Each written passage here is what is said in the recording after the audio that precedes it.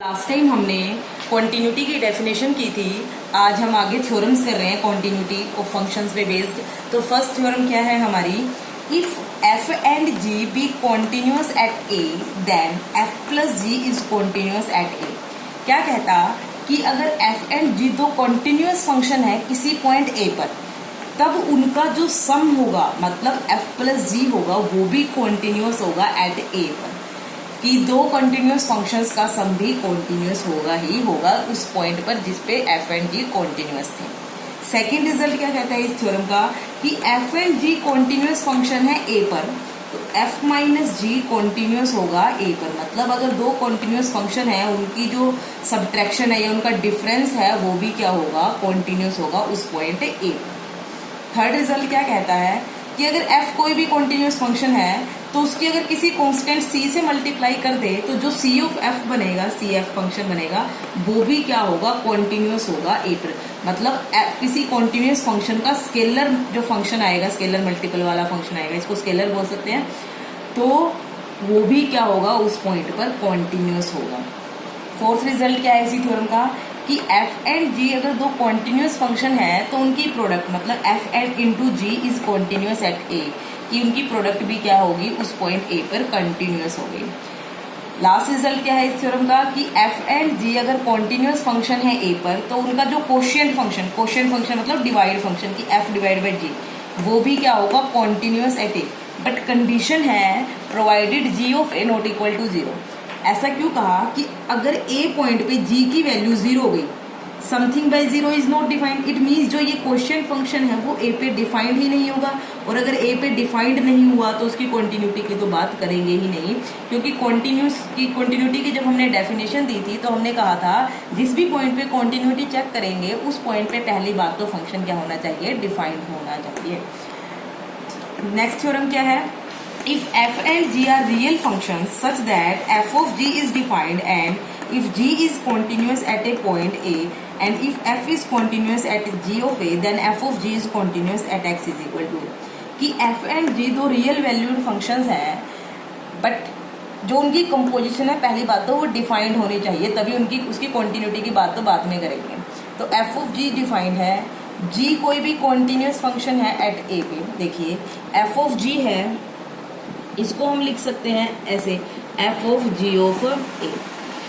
मतलब अगर जी फंक्शन ए पे कॉन्टिन्यूअस है और एफ जी ऑफ ए पर कंपोजिशन है ये, तो जी को कॉन्टिन्यूअस होना पड़ेगा ए पर और एफ को कॉन्टिन्यूअस होना पड़ेगा, एफ के लिए वेरिएबल का काम ये कर रहा है ना, तो जी ऑफ ए पर।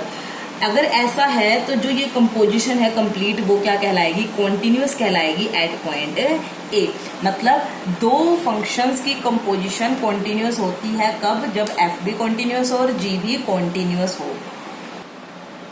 देखिए एक डेफिनेशन और बताती हूँ मैं कॉन्टिन्यूटी की, क्या कल हमने की थी वैसे तो डेफिनेशन की, जो ए पे कॉन्टिन्यूअस कब कहेंगे किसी फंक्शन एफ को, कि जब पहली बात तो एफ ऑफ ए डिफाइंड होना चाहिए, उसकी लिमिट एग्जिस्ट करनी चाहिए और लिमिट उस फंक्शन की उस पॉइंट पे वैल्यू की इक्वल होनी चाहिए। लेकिन एक और डेफिनेशन है, देखिए मान लीजिए कोई भी कॉन्टिन्यूअस फंक्शन है, ये ए कोई भी पॉइंट है, ये ए पे एफ की कोई वैल्यू है एफ ऑफ ए। देखिए इस पॉइंट ए पे फंक्शन को कॉन्टिन्यूअस कब कहते थे, जब लेफ्ट हैंड लिमिट ए पे लेफ्ट हैंड लिमिट मतलब ए के जो लेफ्ट में पॉइंट्स हैं उन पे जो फंक्शन की वैल्यू है वो किसको अप्रोच करे, एफ ऑफ ए को, और राइट से जो पॉइंट्स है ए के नज़दीक के वो भी किसको अप्रोच करे, एफ ऑफ ए के। एफ ऑफ ए कौन है, ए पे फंक्शन की वैल्यू।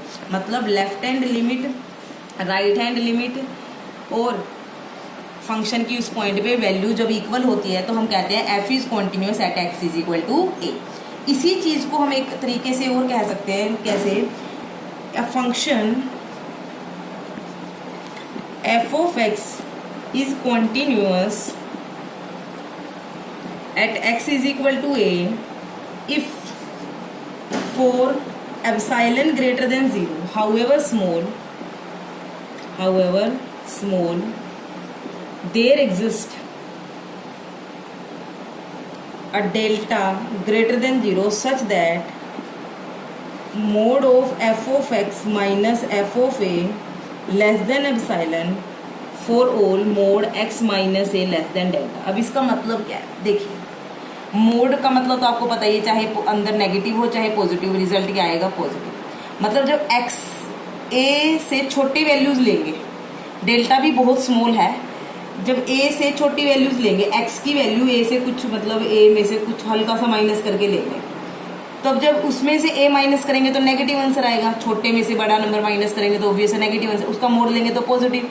जो इनका डिफरेंस है एक्स और ए का, एक्स कौन है ए के नज़दीक, वो डेल्टा से बहुत ज़्यादा स्मॉल हो, तब एफ एक्स का डिस्टेंस एफ ऑफ ए से बहुत स्मॉल होना चाहिए। मतलब जैसे ये एक्स पॉइंट्स है ये और ये एफ ऑफ एक्स है, एफ ऑफ एक्स, मतलब जब एक्स और ए का डिस्टेंस या डिफरेंस बहुत छोटा है, डेल्टा से भी छोटा है, तब एफ ऑफ एक्स और एफ ऑफ ए का डिफरेंस इधर से लो या इधर से एफ ऑफ इनका डिस्टेंस ले, वो किसी एप्सिलॉन से क्या रहना चाहिए, छोटा। मतलब जब हम ए के क्लोज के पॉइंट लेंगे तब जो फंक्शन की वैल्यू है वो किसके क्लोज रहनी चाहिए, बिल्कुल एफ ऑफ ए के। यही तो हमारी कॉन्टिन्यूटी की डेफिनेशन थी कि हम बिना पेन उठाए इस पॉइंट पर क्या बना सके फंक्शन का ग्राफ, और वो कब पॉसिबल है, जब इसके नज़दीक के पॉइंट लेंगे तो वो एफ ऑफ ए को ही क्या करे, अप्रोच करे। तो ये डेफिनेशन आपको हायर क्लासेस में काम आएंगे।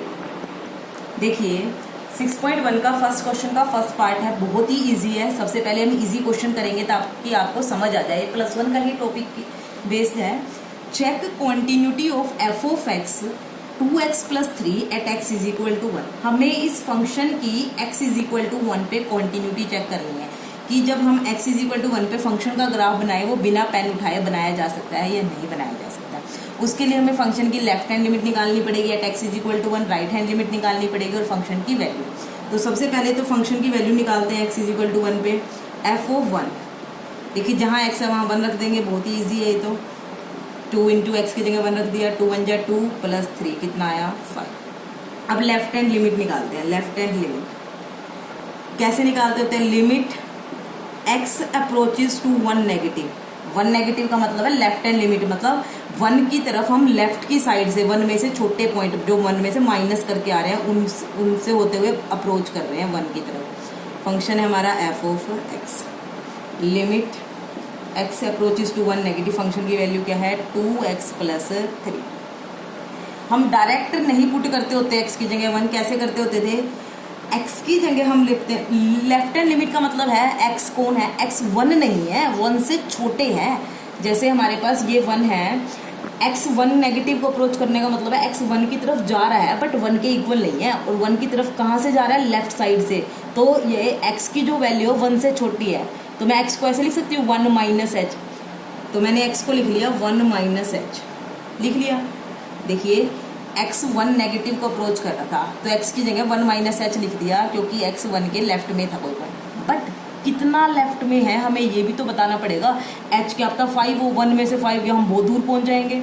तो हमें इस h के बारे में भी बताना पड़ेगा कि h कौन है।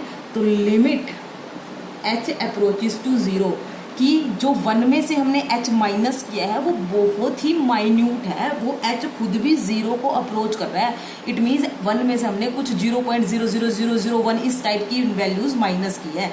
तो हमने x की जगह क्या रख दिया 1 - h। अब इसको सिंप्लीफाई करेंगे, limit h approaches to 0, 2 × 1 = 2 - 2h + 3। h की अब h की जगह डायरेक्ट 0 पुट कर देंगे, 2 - 2 × 0 + 3, तो ये तो 0 हो गया, 2 + 3 5। अब 1 पे ही राइट हैंड लिमिट निकालेंगे। Right hand limit = limit x approaches to 1 positive f of x. F of x की वैल्यू रखेंगे 1 पॉजिटिव का मतलब है 1 में कुछ ऐड करके जो पॉइंट्स आएंगे, x 1 से बड़ी वैल्यूज को अप्रोच कर रहा है। Limit x approaches to 1 positive f of x कितना है हमारा 2x + 3। अब देखिए x 1 पॉजिटिव मतलब 1 से बड़ी वैल्यू से होते हुए आ रहा है x 1 की तरफ। इट मीन्स 1 में कुछ ना कुछ क्या होगा, ऐड होगा। बट कितना ऐड होगा, बहुत ही माइन्यूट। अप्रोच करने का मतलब है x 1 नहीं है बट 1 के बिल्कुल पास का कोई वैल्यू है। तो 2 × x की जगह मैंने रखा 1 + h। तो अब ये h भी बताना पड़ेगा कौन है, लिमिट h अप्रोचेस टू 0। ये हमने +1 में भी किया हुआ है। अब इसको सिंप्लीफाई करेंगे, limit h approaches to 0, 2 + 2h + 3। h की जगह अब डायरेक्ट 0 पुट कर देंगे तो हमारा आंसर आ जाएगा 5। तो at x is equal to 1, f of 1 equal है लेफ्ट हैंड लिमिट और वो फर्दर इक्वल है राइट हैंड लिमिट। अगर ऐसा होता है, एफ ऑफ 1 हमारा क्या था 5 था, विच इज हम ये कह सकते हैं विच इज फाइनाइट है, डिफाइंड है, रियल है। लेफ्ट हैंड लिमिट भी डिफाइंड है और फाइनाइट वैल्यू ले रही है, राइट हैंड लिमिट भी डिफाइंड है, फाइनाइट, दोनों इक्वल है, लिमिट एग्जिस्ट कर रही है। अब ये तीनों वैल्यू इक्वल है, इट मीन्स फंक्शन का ग्राफ 1 पे बिना पेन उठाए बनाया जा सकता है। It implies f is continuous at x is equal to 1। तो इस तरह से हमें कॉन्टिन्यूटी चेक करनी है। अगर हमें एक क्वेश्चन आ गया तो पूरी एक्सरसाइज आ गई, बस बेसिक समझना है हमें इसका। देखिए जो इसका सेकंड पार्ट है वो बिल्कुल सेम तरीके से होगा, वो मैं आपके लिए छोड़ रही हूँ, आप खुद भी ट्राई कर सकते हो। +1 के बेसिस पे लेफ्ट हैंड लिमिट आपको आती है, राइट हैंड लिमिट आती है, फंक्शन की वैल्यू आप इजीली निकाल सकते हो, चेक कर लेना तीनों इक्वल आ रही है तो कॉन्टिन्यूस होगा, अदरवाइज कॉन्टिन्यूस नहीं होगा। तो आज आप सिर्फ एक ही क्वेश्चन कर लीजिए ताकि आपकी प्रैक्टिस भी हो, और सेम टाइप के 2-3 क्वेश्चन और उठा लीजिएगा। Thank you.